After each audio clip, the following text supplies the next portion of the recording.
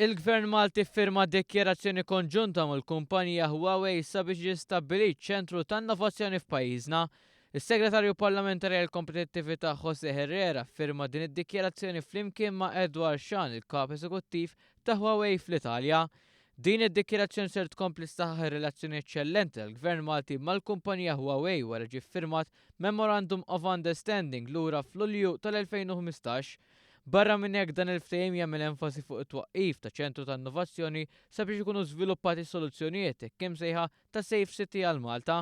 Dan iċ-ċentru ser ikun ikompli saħħaħ it-talent Malti fir-riċerka.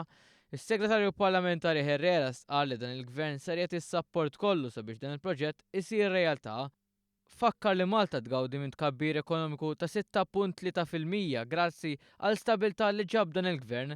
Fl-istess waqt qal li dawn it-tip ta' proġetti ma jistgħux ikunu possibbli sakemm ma jkunx hemm relazzjoni strateġika b'saħħitha bħal dik ma' Huawei.